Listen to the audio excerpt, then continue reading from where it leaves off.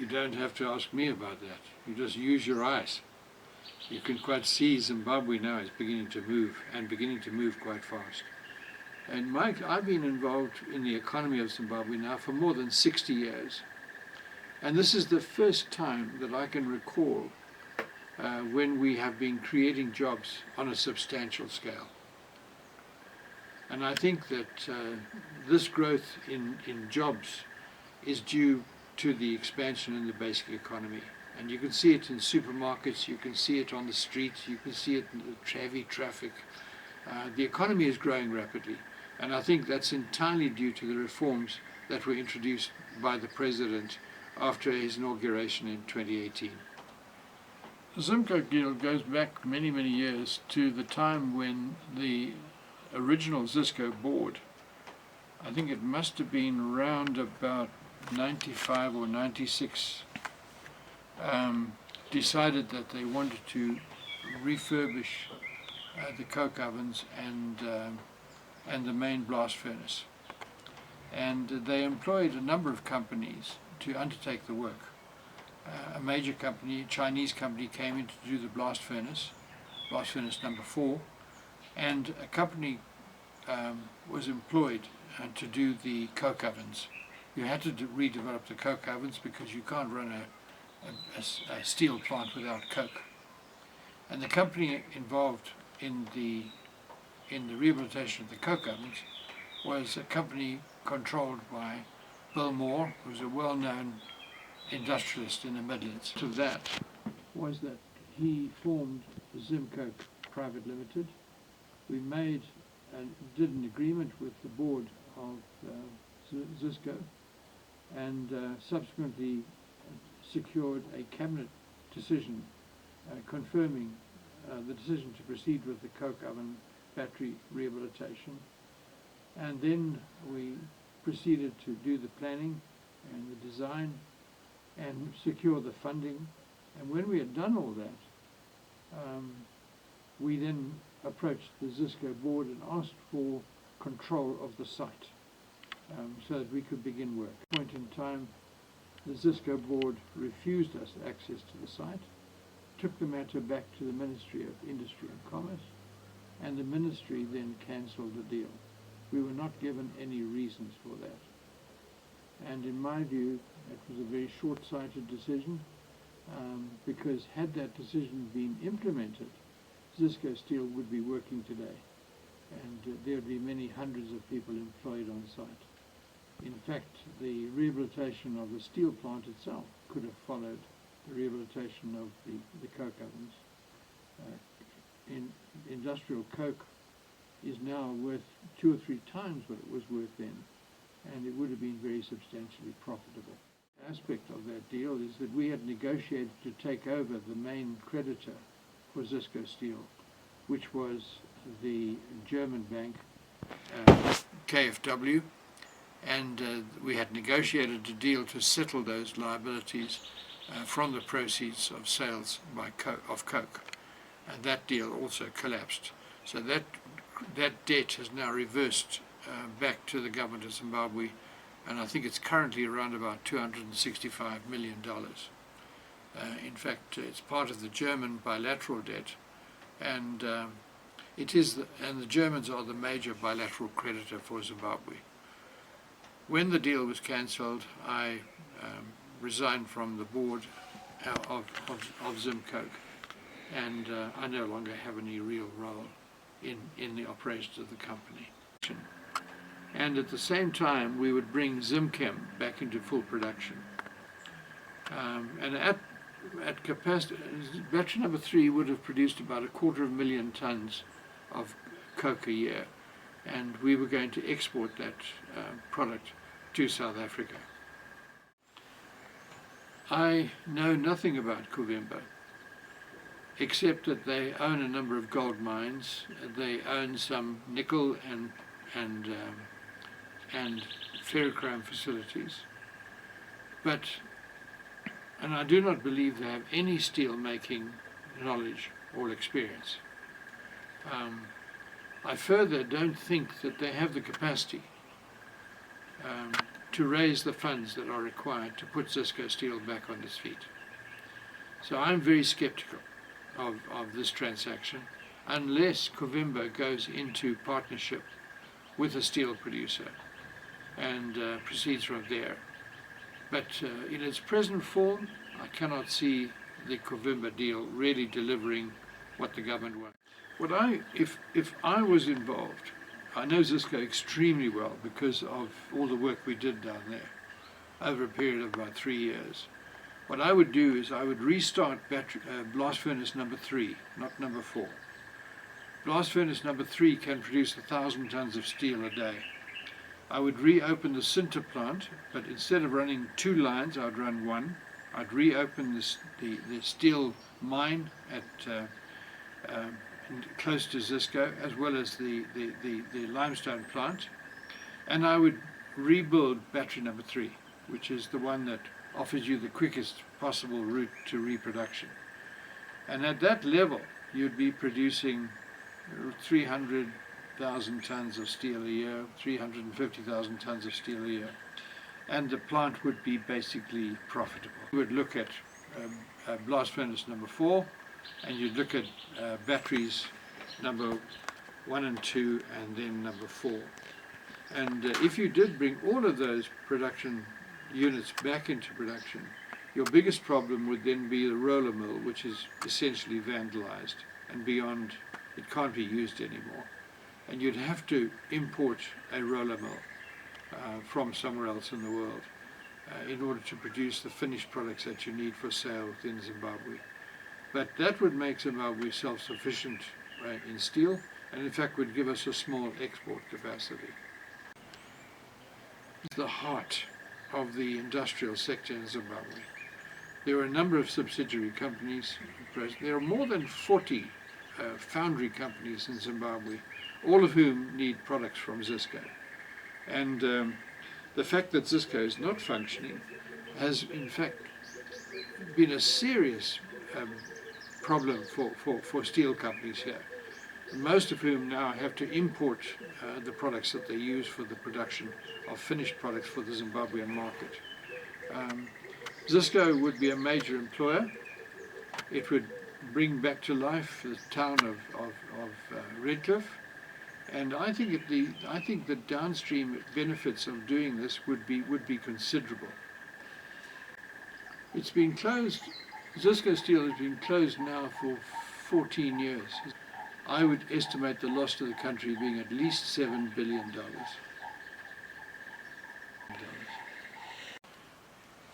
Cisco Steel is one of the largest coke batteries in southern Africa. There are 4 batteries, 1, 2, 3, and 4, and they have a combined capacity of over 1 million tons of coke a year. And they're in a serious condition because they were not closed down properly when the plant was closed. For a coke battery, which operates at about 1200 degrees Celsius, you have to close down the plant very slowly and steadily, and that was not done. In the case of batteries number 3 and 4, they have virtually collapsed. Battery number 3 was the battery we chose to start the rehabilitation process. Batteries 1 and 2 are rather older, and what we had in mind was to rehabilitate battery number 3 and then follow it with 1 and 2, and then I cannot see the opposition winning the presidency.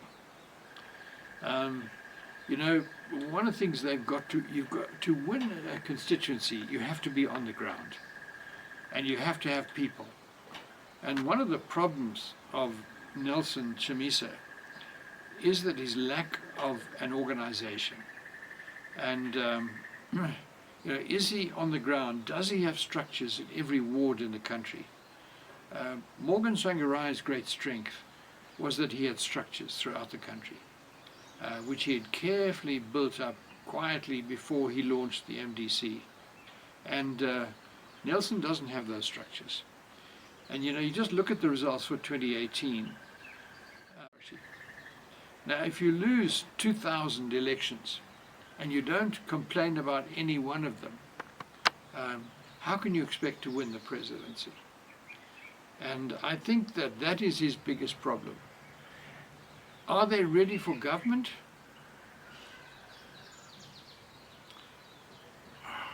My frank view is that the MDC did not do terribly well during the GNU.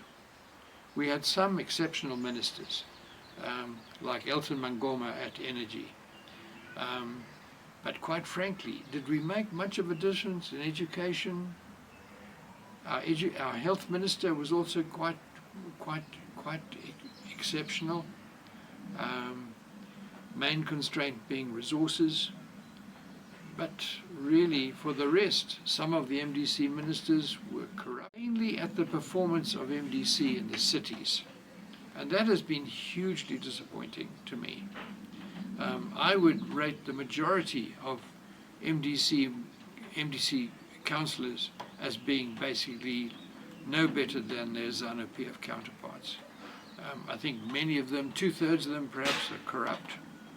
And really, we've got to admit that the MDC has not made any significant changes in urban areas. This is not the case for the DA in South Africa, where they've controlled Cape Town. And Cape Town remains an exceptional city, and they've been able to do a great deal there. That has not been the case here. So I think Chamisa has a mountain to climb. The one big lesson from the recent by-elections was that the old MDC is finished. Douglas Manzora did not get any significant support. Kupi has joined CCC, and I really see the CCC as being the principal opposition. But you know, I said to Chamisa about a year after the election in 2018. I said to him, had you won the 2018 election, you would have never seen the front door of State House, because the people who really control power here would not have allowed you to occupy State House. And I'm afraid that situation has improved a bit. So I would think that Emmerson Mnangagwa will win the next election. It'll be, I think, probably similar to 2018.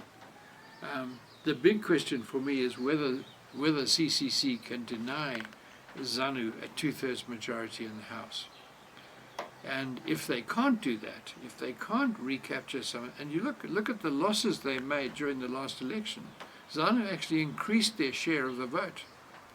I look at how ZANU did in Binga North, and I was astonished by that result.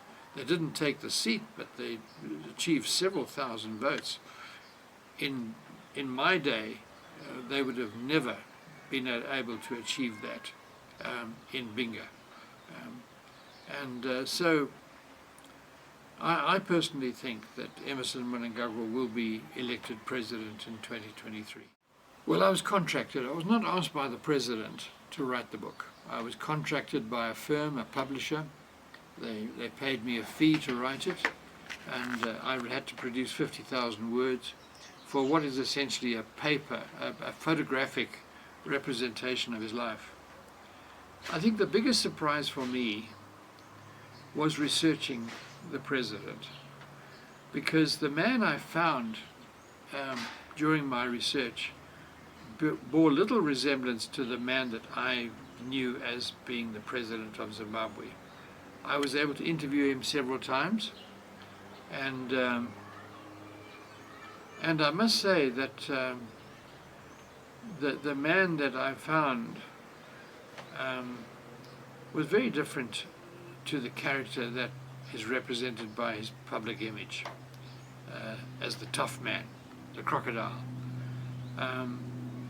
And a life of sacrifice, I felt at the end of the research, was the correct title, because his life has been one of sacrifice. Education as a child. He was arrested and sentenced to death at the age of 16 for fighting with Zipra. Okay.